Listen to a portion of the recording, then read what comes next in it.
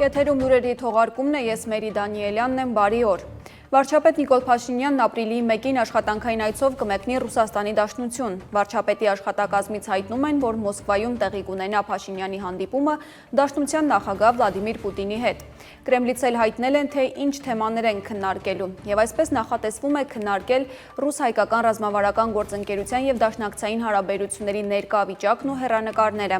Եվրասիական տարածքում ինտեգրացիոն փոխգործակցությունը, ինչպես նաեւ տարածաշրջանային օրակարգի արդիական հարցերը, մասնավորապես Հարավային Կովկասում տնտեսական եւ տրանսպորտային լոգիստիկ կապերի զարգացումը։ Եվս մեկ պաշտոնական լուր Նիկոլ Փաշինյանն ընդունել է Հայաստանում Եվրոպական միության քաղաքացիական առաքելության նորանշանակ ղեկավար Սատու Կոյվուին։ Պաշտոնական հաղորդագրության մեջ նշվում է, որ հանդիպման ընթացքում զրուցակիցներն անդրադարձել են Հայաստանի եւ Ադրբեջանի միջև խաղաղության հաստատմանը, ինչպես նաեւ տարածաշրջանում կայունության ապահովմանը վերաբերող հարցերին։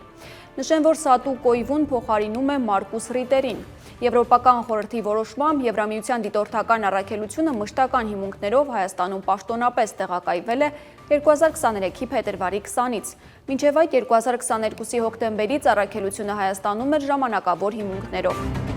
Ուժեղ Հայաստան կուսակցությունը առաջիկա խորհրդարանական ընտրություններին կմասնակցի դաշինքով, որը կկոչվի Ուժեղ Հայաստան Սամվել Կարապետյանի հետ։ Կուսակցության խորհրդի անդամ Նարեկ Կարապետյանը դաշինքի ստեղծման վերաբերյալ հուշագիր է ստորագրել նոր դարաշրջան կուսակցության նախագահ Հարություն Հարությունյանի եւ միավորված հայեր կուսակցության պատվավոր նախագահ լիազոր ներկայացուցիչ Նայիրի Սարգսյանի հետ։ Հուշագիրը ստորագրած քաղաքական կուսակցությունները հայտարարում են, որ միավորվում են Ուժեղ Հայաստան կուսակցության քաղաքական օրակարգի եւ նախընտրական ծրագրի շուրջ եւ գործելու են պետականության ամրապնդման, ազգային եւ հոգեվոր արժեքների պաշտպանության, արդյունավետ եւ հաշվետու կառավարման, տնտեսական կայուն զարգացման, իրավական եւ սոցիալական արդարության եւ համերաշխության ապահովման սկզբունքների վրա։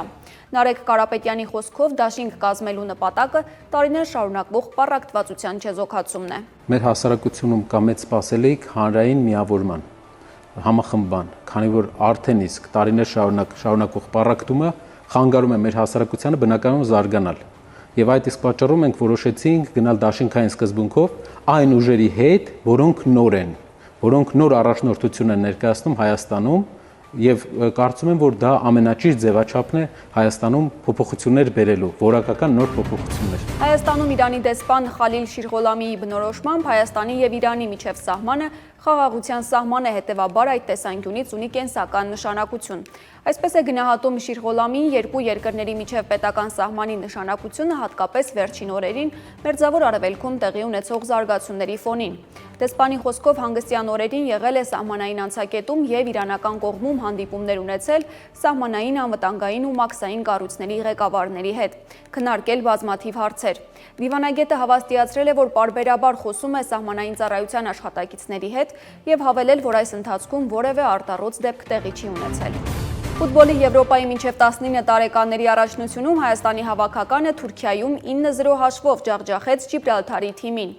Խաղում դուբլի հեղինակ դարձավ Փյունիկի խաղացող Ժիրայր Աշիկյանը։ Առաջին տուրում հայ ֆուտբոլիստները 1-1 հաշվով էին խաղացել Կոսովոյի թիմի հետ։ Երկրորդ տուրում նույն հաշվով էին ավարտել հանդիպումը թուրքերի հետ։ Հայաստանի թիմը 5 միավորով գրավեց երկրորդ տեղը։ Խմբի հաղթող դարձավ Կոսովոյի թիմը, որը վերջին տուրում 3-1 հաշվով հաղթեց թուրքերին։